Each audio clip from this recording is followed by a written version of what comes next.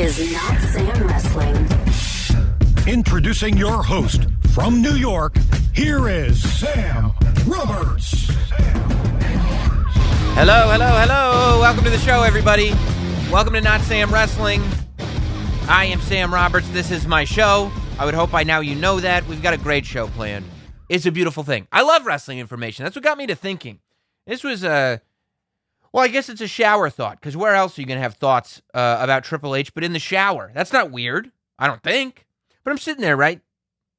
And I'm thinking Triple H's My Time. First of all, and I tweeted about this, and the reason I'm talking about it today is because it got way more feedback than I realized it would. It got so much feedback, so many people talking about this premise. Because I was like, My Time, probably the most underrated theme song of all time. The fact that it's not even in discussions that people have about the greatest wrestling theme song of all time is, I mean, it's outrageous. It is such a meta song. It is, I mean, Kevin Dunn's name. Kevin Dunn doesn't even get mentioned on television. And, hey, Dunn, keep your finger off the switch. It's in the song. It's in the lyrics of the song. The monster suits McMahon, the short one, the mellow one, the easy one. Like, it's very bibliographic. Biographic. If it was bibliographic, it would just be mentioning all the books that Triple H had read, I guess. It's not bibliographic, but it's biographic of the character at that stage in his career. And then I realized, whoa. Because I was like, okay, what comes after My Time? And I didn't even realize there was like an instrumental, because then I was like, The Game comes after that. And I was like, wait, if you really break down The Game, that's also breaking down the character. Because wrestling theme music, when you hit on something, you usually don't change your theme, right? Like if you follow the trajectory of Shawn Michaels, the character arc of Shawn Michaels strictly through his theme music, you get this guy that like, okay, he was super into like 80s rock with the Rockers theme music. And then I guess he met Sensational Sherry, and I guess he was her boy toy, but not your boy toy, her sexy boy, because she's singing the song. And then you're like, oh, I guess he split from Sherry because he's just singing about himself as a sexy boy. And then that's the end of his story. It goes from Rockers to I left the Rockers and now I'm with Sherry to I left Sherry, and that's the end. Chris Jericho, it's like he shows up in 1999 ready to break the walls down, and he spends the next 20 years breaking the walls down. The Undertaker, this guy loves funerals, also loves Limp Bizkit and Kid Rock, and then also goes back to loving funerals. So there is something there, but The Undertaker's theme trajectory is very, very broad strokes. Triple H's entire character arc, more so than literally any other character in history, can be told simply by listening to his themes. I have on my list here, and I started going through after I really developed this theory. It is so true. I have 1, 2, 3, 4, 5, 6, 7, 8. I have like 9, maybe 10 different themes that Triple H has used. There is no other character. Like Kane had basically one song, and then they added some lyrics because the fire burns, and then it went back. Or like they make little tweaks or they remix it a little bit. But very rarely, you could literally, and I might do this, create a Broadway musical depicting the story of the career of the Triple H character, only using the music that Triple H came to the ring with.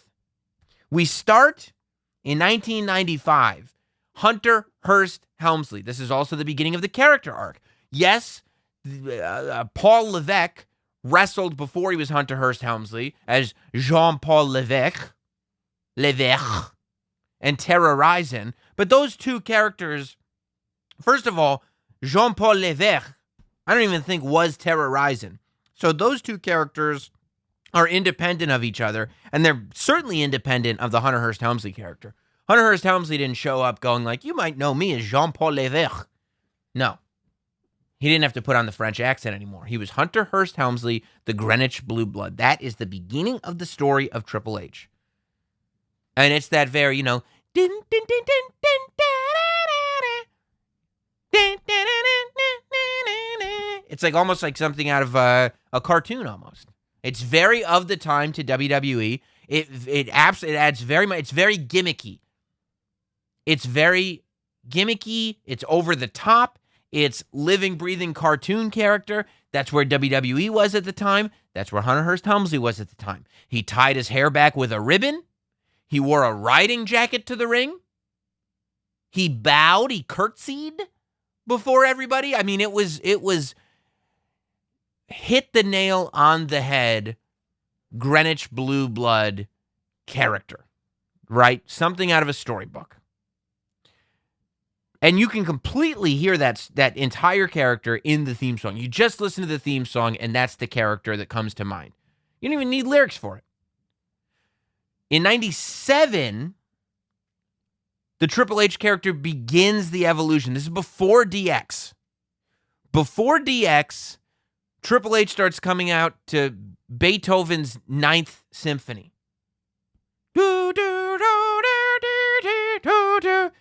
And I mean, Beethoven's Ninth Sympathy is a far more serious and far more aggressive song. You know, this is something that, depending on the context of it, I mean, they used Beethoven in A Clockwork Orange super effectively because, you know, you can't just say, well, it's some random classical music. No, it's important to really listen to it. And as you hear Beethoven's Ninth Symphony, it's like, it's like war music. Okay, this is still very sophisticated. This is still theoretically, I think I'm better than you, but this is not a cartoon character. This is serious, and most importantly, this is more aggressive. This is like the era when Triple H finally won the King of the Ring. This is when, he had a King of the Ring match with Mankind, I want to say. Yeah.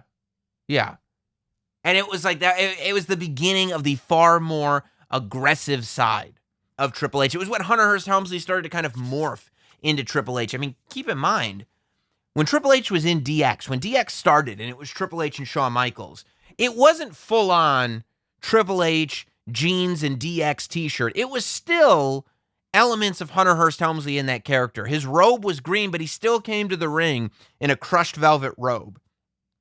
He didn't have a ribbon in his hair anymore, but he had the braid holding his hair back. Which, by the way, the braid holding his hair back, he didn't have a ribbon in his hair anymore with the Beethoven's Ninth either. So Beethoven's Ninth Sympathy, when you hear it, you're going like, I could see how the guy who had the Blue Blood theme music, I can see how he would evolve into this, but clearly he's evolved into something else. Clearly he's a much more serious, aggressive version of that character, which is exactly what that Triple H character was. Now, I'm not going to categorize him using the music of every faction that he was in. I don't think that that's true to the character, but definitely DX's music. Because this is also, let's keep in mind, I mean, the DX's music became his as he became the leader of DX and the DX army. But think about the lyrics of that song. First of all, like, you know, it's a very of the time 90s sound. It's almost a Rage Against the Machine type of sound to the music. And this is where the lyrics kick in. You think you could tell me what to do? You think you could tell me what to wear? You think that you're better? Well, you better get ready to bow to the masters. Suck it! Degenerate into something cool. This is what happened. This character degenerates into something cool. And we're witnessing this. Like, think about In Your House DX, right? He's still with Shawn Michaels. And he has that match with Sergeant Slaughter, right? And this is still Hunter Hearst Helmsley. He's still got the robe and everything. Chyna's with him. However, like, the 96 Blue Blood music, that's Triple H with, like, Sable and the various women that he'd come out with. The 97 Triple H with Beethoven's Symphony No. 9, that's Chyna Triple H. That's when Chyna starts accompanying him. And you know that character took a huge leap at that point. And then, now you've got DX, who, while he's not fully saying this is a character, this is not really me. He is saying I'm not going to pretend to be something that I'm not anymore. Bow to the masters. Break it down. He's degenerating from this character. When he's wrestling Sergeant Slaughter, there, I think that's probably the end of, that would be the end of 97. Yes, he's still Triple H, but he's also making references to Sergeant Slaughter's wife. He's making sexual innuendo. He's wearing an apron that says, "Suck the cook." And he's degenerating. And once he becomes the full-on leader of the DX army, he is fully degenerated into something cool. And that is the DX version of Triple H. Now, this is what people brought up. There's a Triple H theme that people don't think about. You know, they think it goes straight from DX into My Time, and that's not true. See, when he left DX in 99, he used this theme that was just called Corporate Player. And if you listen to it, it is a very nondescript, miscellaneous, royalty-free sounding, quote-unquote, heel wrestler music instrumental. There's nothing that is character-defining about that song. But to me, that's important. To me, that tells you who he was in that moment, because this is before he necessarily did the promo with JR that I think changed his career. This is before he's really embraced being the game. This is when he's just turned on DX, and he's become a corporate player, but he's not the guy. You know, think about the corporate ministry. Because he did, and that's where, like, he used the No Chance when he was in the corporation, and the corporate ministry song when he was in the corporate ministry, but those weren't really his songs. That was just part of the bigger group. But that's the point, that he was no longer in DX, and now he was part of these factions that weren't his factions. He's just a member of them now. He's no longer this leader. He's no longer this central character. It's like the corporate ministry, Undertaker, Vince McMahon, Shane McMahon even. You've got to go down several levels before you even get to Triple H. Triple H at that point is trying to figure out who this non-DX version of Triple H is. The last time we saw Triple H not in D-Generation X, he was Beethoven's ninth Hunter Hearst Helmsley, and he's not that guy anymore. So who is he? I don't know yet. I know he's a heel, and I know he's a wrestler, and I know he's getting ready to ascend to this main event bad guy place. But I don't know who he is yet. And that's where Corporate Player comes into play. He's figuring it out. He's not there yet. Now, he moves on from Corporate Player, and before My Time becomes his music, he does use an instrumental that sounds an awful lot like My Time. I'm not going to spend too long on that. You know, that now we're really picking hairs. I don't even know if he would consider that one of his songs. I think you have to include the Corporate Player song in here because it is a completely unique song that he absolutely did use. The My Time instrumental, it was kind of a holdover before My Time started, but it did sound unique. Wow, wow, wow, wow, wow, wow, wow, wow, wow. Like, that's where you're starting to... That's where you really start... It starts to feel like, okay, this is an aggressive, sort of, like, off the beaten path. This is a guy who's got a chip on his shoulder. This is a guy who's not interested in fitting in anymore. This is a guy who doesn't want a wrestling song that sounds like other wrestling songs. And that's where My Time kicks in. My Time is so meta and so literal that in the best possible way. Keep your finger off the switch. You know, you don't know what trouble is. Your games, your politics. Well, it's My Time. All you fools and your stupid rules. He's sitting here and he's acknowledging everything that happened after the farewell to the Clique. This was 2000.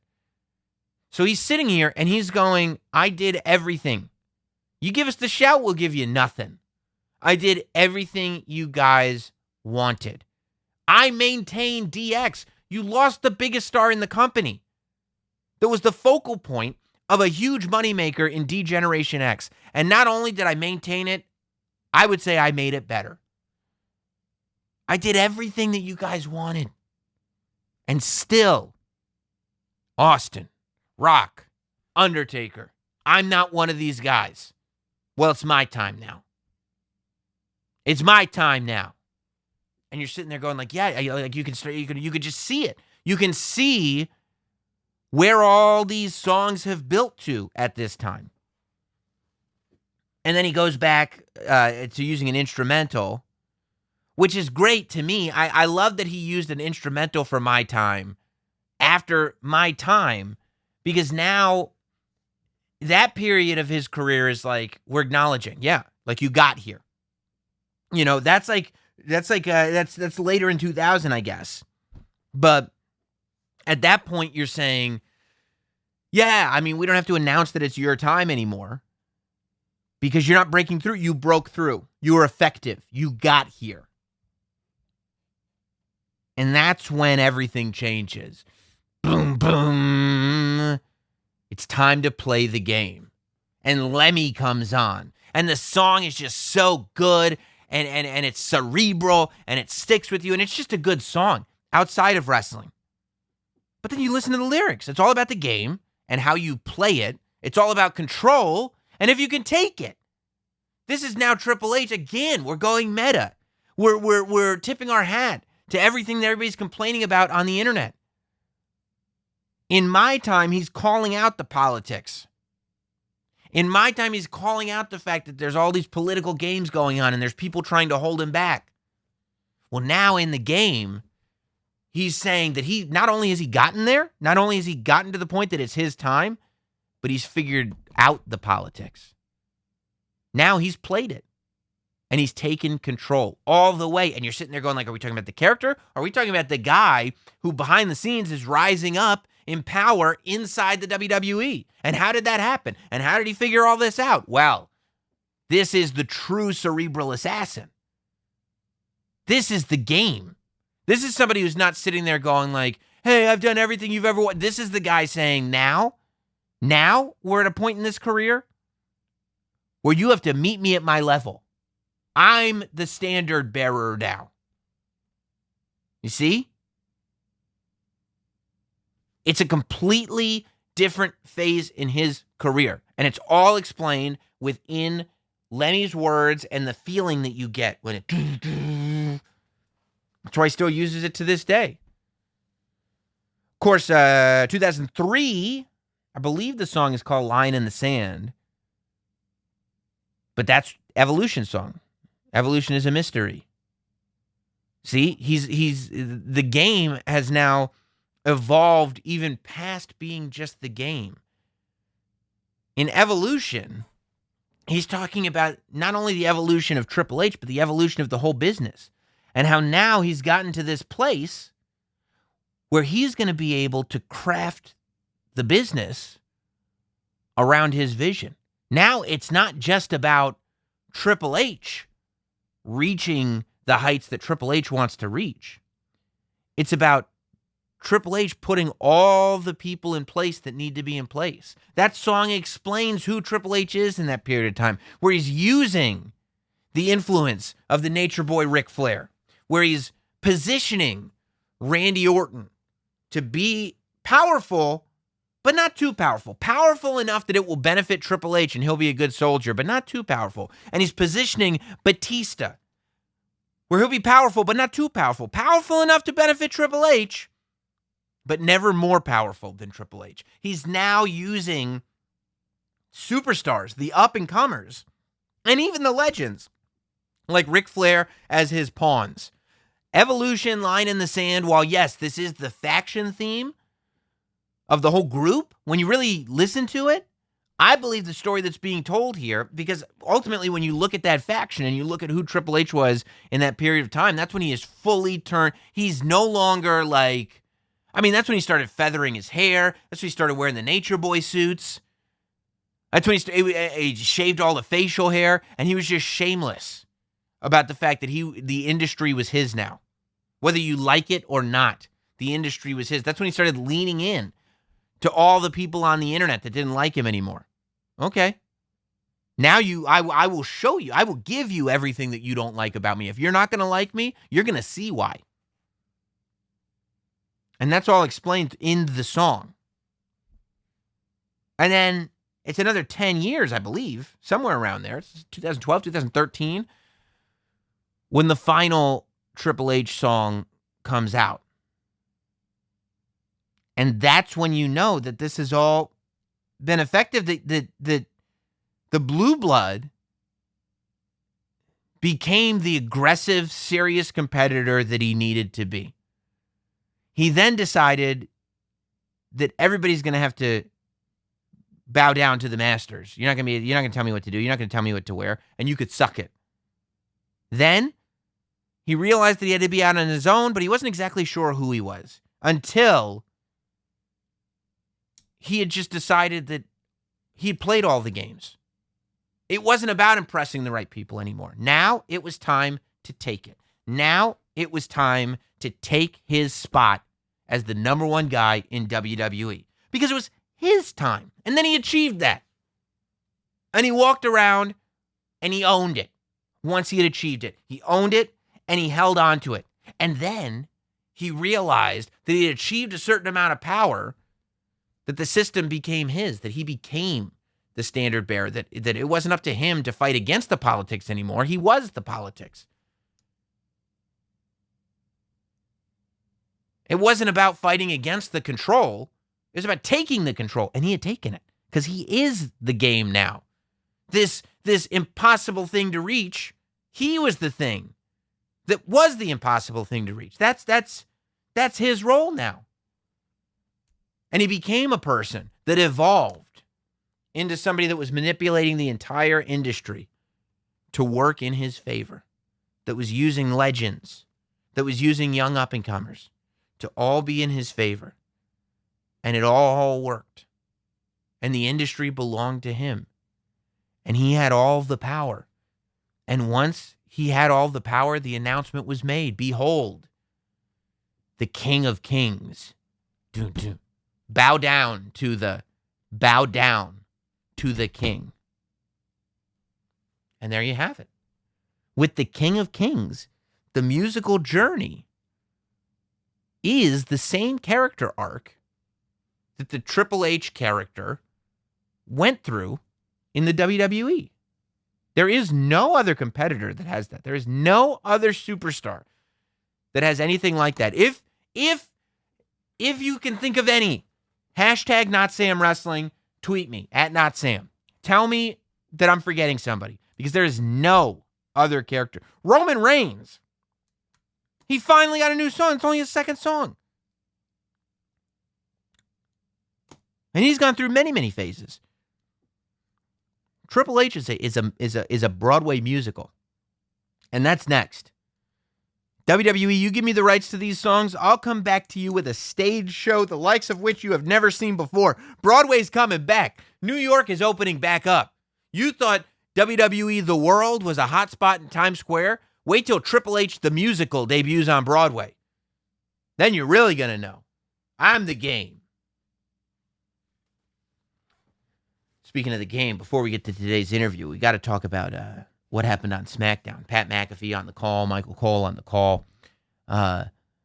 Career versus title. Well, career versus title, but specifically career on SmackDown versus title. They made that very clear. Daniel Bryan is putting up the ability to work on SmackDown against Roman Reigns' WWE Championship. I think that SmackDown remains the number one wrestling show for micro storytelling on TV. As I've said till I was been blue in the face here on the podcast, I think that wrestling, when it's at its best, has micro stories that are told per episode, meaning each episode of TV has a micro through line. Those micro stories add up to one macro story, which is adding up this micro stories on the TV to go from pay-per-view to pay-per-view, and then an even bigger macro story that spans multiple pay-per-views through multiple TVs and blah, blah, blah. No other show in wrestling, with Raw, NXT, AEW, nobody else is doing episodic, singular episode storytelling like SmackDown is. Every week, they've got something that they set up towards the beginning of the show. There's an Act 2 towards the middle of the show, and then they end with Act 3. And it's great. It's storytelling. It's what keeps people engaged throughout the program. And I thought they did such a good job this week of building up this title match throughout the show with video clips, with the predictions that were coming in, with the fact that they were talking about it, with the fact that they were hyping up how rare it is that the championship would be defended like this, and how they were making it seem like, look, Daniel Bryan could win this. This isn't something that happens every day. This isn't like, the Attitude Era where the championship was defended on every show and titles were being exchanged like candy. No. Can you picture SmackDown without Daniel Bryan? I don't think so, which means Daniel Bryan could win the title tonight. He's won the title before.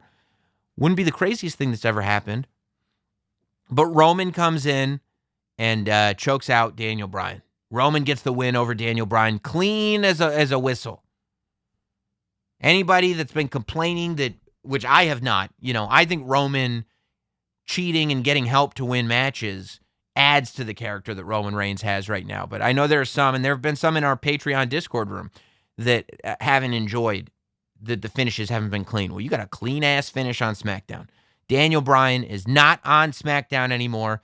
He's lost. I mean, the thing about Cesaro is it's going to be a great match. Like, I'm looking forward to the fact that we're probably going to have a pay-per-view.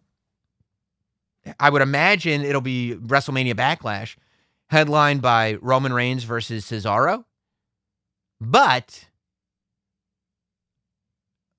I have a hard time believing that with the run that Roman Reigns has been on, we see him beat Kevin Owens a bunch of times, then he beats Daniel Bryan, then he piles Edge and Daniel Bryan on top of each other to beat them, then he beats Daniel Bryan to the point that he can't wrestle on SmackDown anymore. I don't believe today that Cesaro is the guy that can end this dominant spree. Now, all that said, I'm still interested in the match because I never believed that Jey Uso could beat Roman Reigns, but I was always excited to see where the story was going. So I don't think that they shouldn't have the match. I just feel bad for Cesaro that he finally gets a chance in the main event, and it's a main event where we're like, he ain't beating Roman Reigns. As far as I was concerned, man, watching that show, I feel more strongly than ever. I think we should have, obviously Roman beats Cesaro. SummerSlam strikes me as when we're back at arenas. I think we do Roman versus Brock at SummerSlam. Paul Heyman decides to go with Brock Lesnar. And I don't even think you turn Roman babyface. I think Paul Heyman and Brock Lesnar are babyface. Because I think Roman can exist without Paul Heyman. I think Paul Heyman adds to it, especially in the beginning. But now, I don't think Paul Heyman is essential. I think he's great. I think he's incredible.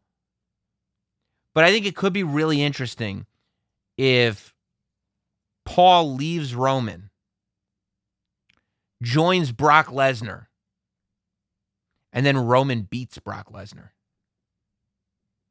at SummerSlam. Or you could have, probably what I would do is have Paul stay with Roman versus Brock at SummerSlam. Maybe Paul does something to interfere at SummerSlam on behalf of Brock Lesnar, except it doesn't work, and Roman catches him, and then he beats Brock Lesnar. Like, I think that would be a good parting of the ways for Roman Reigns and Paul Heyman, and Roman beats Brock at SummerSlam. And then I would have Roman versus The Rock at WrestleMania. And, who's the head of the table? And honestly, then I would have Roman beat The Rock. Within a year. I say WrestleMania 37, Roman stacks Edge and Daniel Bryan on top of each other and beats him. 2 weeks later, he ends Daniel Bryan's career on SmackDown. What is that? April, May, June, July. 4 months later, he beats Brock Lesnar clean in the ring. A year removed from this WrestleMania, he goes still Universal Champion. And he beats The Rock. And then, I don't know. Then you're like, where do you go? Like, at this point, I want Roman to be the champion forever. Like, just keep stacking up people in front of him. Like, at some point, you're going to have to do something, sure. But Keep Roman champion and try to build somebody underneath him. Just start building baby faces. Just build until you finally strike gold with somebody. Because what you've got in Roman Reigns now, and I would never turn him babyface. Maybe after he loses, you could turn him babyface. But what you've got in Roman Reigns now is what you wanted to have if Roman had beaten the streak. If Roman had beaten the streak, like if The Undertaker had beaten Brock Lesnar at WrestleMania 30 and the streak was intact, and then he went to WrestleMania 34, because that's where Roman beat The Undertaker. Let's see, right? 31 was Taker beating Bray. 32 was Taker beating Shane. So maybe it was 33. 33 is when Roman beat Taker. And the idea is that had Roman beaten the streak at 33, it would have been an even bigger deal. And I would say that that's not true, especially because the match wasn't great and because people didn't like Roman Reigns. I think people would have resented Roman Reigns even more coming off of WrestleMania 33 had he beaten the streak. I still say that Brock beating the streak, if you're going to have anybody beating the streak, I don't think and nobody would have benefited more from beating the streak than Brock Lesnar. You could say that Brock didn't need it, but that's not true. Brock was not this powerhouse just destroying everybody in his path before he beat The Undertaker. Brock was, 50-50. John Cena had beaten Brock. Hunter had beaten Brock. Like, he was 50-50 at best. Once Brock beat The Undertaker, that's when he bounced back, and that's when he destroyed John Cena at that SummerSlam. That's when it was like, oh, okay, this is a different Brock Lesnar. This is the type of Brock Lesnar that can make people. Drew McIntyre got made, unfortunately not at WrestleMania, but I do think he got made at the Royal Rumble when he eliminated Brock. And I think that you can put Roman Reigns on another stratosphere by having him beat Brock Lesnar. And then you go to WrestleMania next year and you have him beat The Rock. Now you've got a guy. And if you let the next year run with Roman as champion, then you spend that entire year building up some new baby faces, a couple of them, and see what sticks. Because after Roman Reigns beats The Rock, you're going to be left with a career maker. You're going to be left with a guy who will be able to make the next star when you find the person who truly should be the next star. And that's why you have to be so deliberate. That's why you have to be so delicate. I think, at some point it would be great if you could get John Cena to come back. Have Roman Reigns beat John Cena. Have Roman Reigns beat everybody. Put Drew McIntyre in front of him. Roman beats Drew. Roman beats Cena. Roman beats Brock. Roman beats The Rock. Roman beats everybody. Until you finally get to this point where you have built a real new star. And who knows who that could be? Who knows? Maybe it'll be Karrion Kross. Maybe it'll be Adam Cole. Maybe it'll be Tucker. Who knows? Well, it won't be Tucker. Maybe it'll be Otis, though. Who knows who it'll be? Maybe someone we don't even know yet. Maybe it'll be Parker Bordeaux, who just signed on with the Performance Center. I don't know. Maybe it'll be Matt Riddle. What if it's Matt Riddle? Build Matt Riddle for the next year? Keep him away from the championship? Oh, God. You build Matt Riddle for the next year? You keep him away from the championship? And after Roman beats The Rock, you draft Riddle over to SmackDown and he finally gets to face the champion? And it's Riddle versus Roman Reigns, and Roman Reigns is sitting there going, I've beaten everybody. I ended Daniel Bryan. I beat Edge. I beat Cena. I beat Brock. I beat Rock. What are you going to do, Riddle?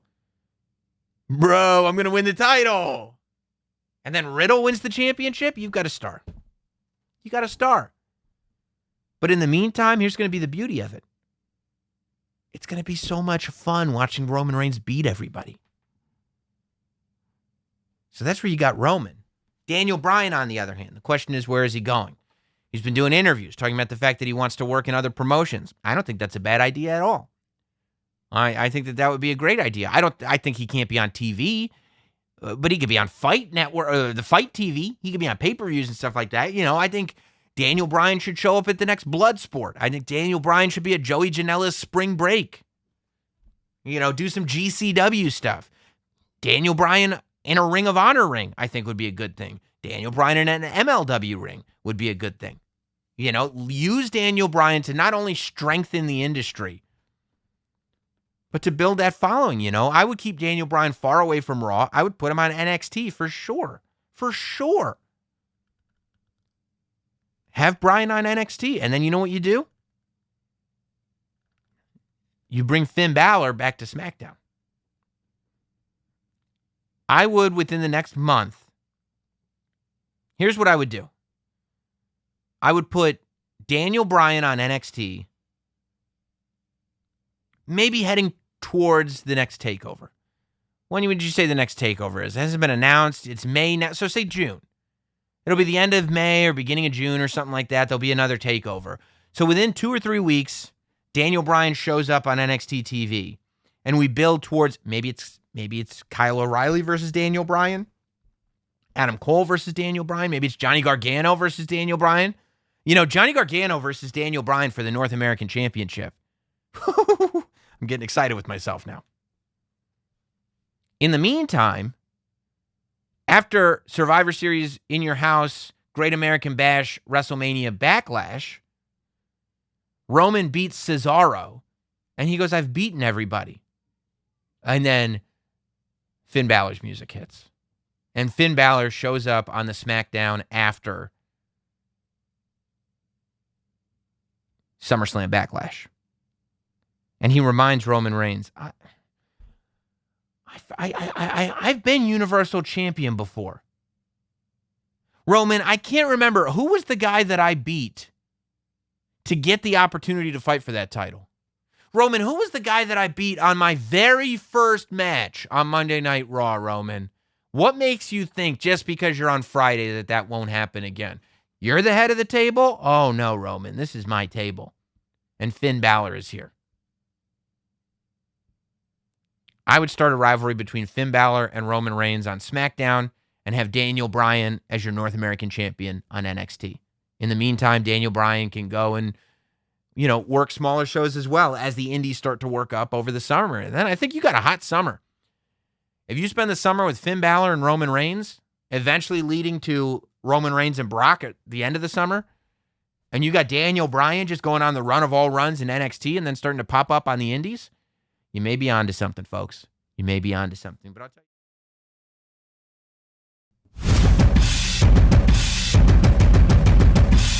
Thanks for listening. Follow at Notsam on Twitter, Instagram, Facebook, and YouTube. Rate, review, and subscribe. This has been Notsam Wrestling.